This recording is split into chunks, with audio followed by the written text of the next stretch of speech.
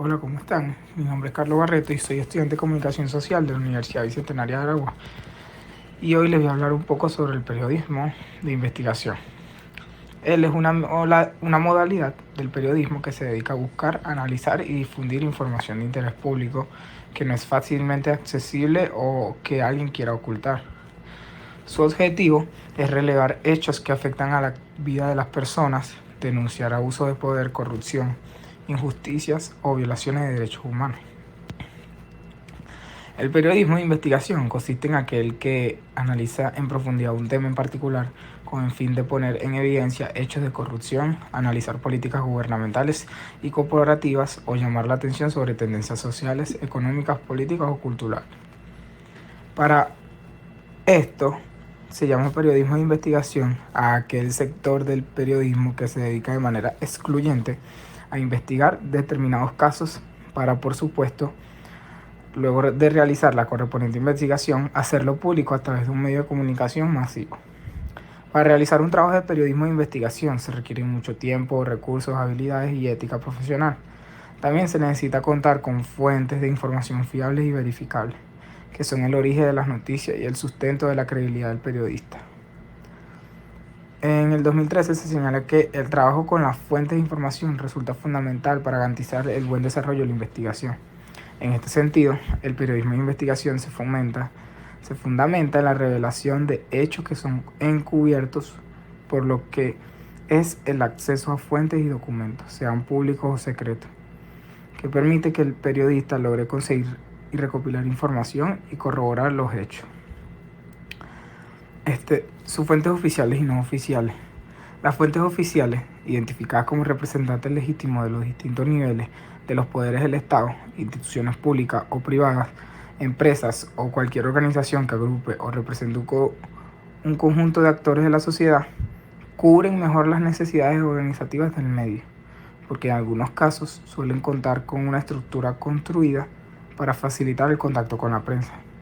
En condiciones de igualdad, los periodistas prefieren este tipo de fuentes, que son asumidas como más creíbles, aunque solo sea porque no pueden permitirse mentir abiertamente, y estos son considerados también personas persuasivas por cuanto sus acciones y opiniones no deben de ser oficiales. Además de esto, estas fuentes son necesarias ya que sobre las cuestiones controvertidas representan el punto de vista oficial del organismo o institución. En cambio, las fuentes no oficiales son aquellas que no poseen ningún tipo de representatividad institucional y no son tan fáciles de hallar y entrevistar. Sus testimonios sirven para completar la información, pero la falta de responsabilidad requiere que sus dichos deban ser verificados. Las fuentes gubernamentales y no gubernamentales. Las gubernamentales tienen en las agendas noticiosas debido a que producen información de primera mano, que además se halla revestida de noticiabilidad por su relación con los intereses de la nación y de la sociedad. Tanto la máxima jerarquía del Estado, el gobierno y la estructura institucional que lo conforma suele recibir una mayor atención de los medios en comparación con el resto de los elementos sociales. El gobierno como colectivo y el jefe del gobierno como su representante institucional, el periódico publica numerosa información recibida de o buscada en las fuentes gubernamentales, tanto oficiales como en las oficiosas. Y las fuentes no gubernamentales están representadas por el resto de la estructura del poder político, económico y social. Igual que las fuentes oficiales, las versiones de estos sectores son propias para completar la información y comprender el escenario en su conjunto. De lo contrario, esto solo se obtendría una visión parcial del tema. También en este caso se requiere una especial verificación de sus declaraciones. Las fuentes exclusivas y compartidas.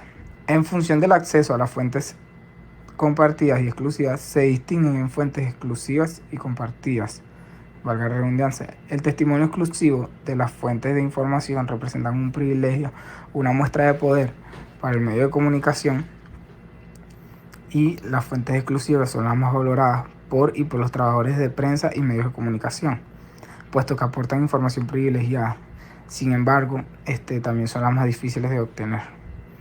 Como por ejemplo, la entrevista concedida por un personaje del mundo político, artístico, social o deportivo solo a un diario. En este caso, el medio gráfico tendrá la exclusividad respecto de la información proporcionada. Las fuentes compartidas son aquellas que aseguran un volumen de información homogéneo para todos los medios, en cantidad y calidad. Las fuentes compartidas son las agencias de noticias, los gabinetes de prensa, los comunicados públicos y las conferencias de prensa. Según la temporalidad de la relación de las fuentes de los medios, estos se pueden clasificar en fuentes estables o provisionales. Las estables o permanentes son aquellas que mantienen relaciones fijas con el medio, como por ejemplo una agencia de noticias. Asimismo, suelen ser las fuentes oficiales que generan costumbres y rutinas consolidadas. Las temporales o provisionales son las que se relacionan solo durante un cierto periodo de tiempo o lo que dura una cobertura de un tema informativo concreto. Dentro de las fuentes temporales podemos diferenciar entre aquellas que han sido utilizadas una única vez y aquellas a las que, sin llegar a ser permanentes, se recurre más de una vez en función de la confidencialidad de la fuente. Se puede distinguir entre fuentes políticas y fuentes anónimas. Por una fuente pública se entiende aquella que puede identificarse y definirse como origen o complemento de la información. Las fuentes anónimas son las que no podemos publicitar y que forzosamente han de quedar ocultas en el proceso de recolección informativa. El uso de las fuentes anónimas puede estar justificado cuando ésta prefiere reservar su anonimato para protegerse de eventuales consecuencias negativas. Según la relación al objeto de conocimiento, las fuentes primarias son las que suministran información de la primera mano, puesto que participaron o fueron testigos de hechos o de un hecho noticiable. Las secundarias son aquellas que, mediante los relatos informativos que recibe de las fuentes primarias noticias. Y bueno, en el proceso de atribución de la fuente reside efectivamente la construcción del verosímil de la información que se publica. Efectivamente, la pertinencia y credibilidad de las fuentes citadas resulta un factor indispensable en este cometido. La atribución alude al modo en que el periodista revela su fuente de información, pero en ocasiones esto no es posible, ya que hay veces que la propia fuente no quiere ser conocida y otras en las que la relación de su identidad supondría serios riesgos para quienes informan al periodista. Y básicamente tiene el derecho de apelar al secreto profesional y ocultar su fuente informativa. El periodista debe encontrarse o debe contrastar la información que le proporciona con otras fuentes y con evidencias documentales o materiales. Debe citar las fuentes en su reportaje para dar así de su origen y permitir al público comprobar su validez.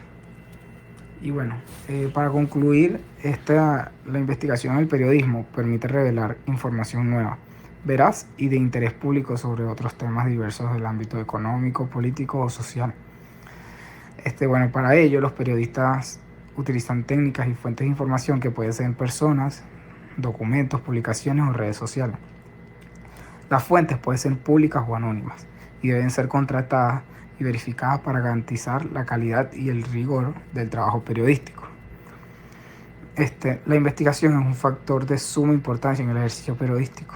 Una buena investigación no solo rompe con la rutina del día a día y con la redacción de noticias, que generalmente ya se encuentran pre-redactadas por terceros, lo cual les brindan una información rutinaria, de costumbre y monótona, ya que aleja al periodista de la realidad social, sometiéndolo a una transcripción de información.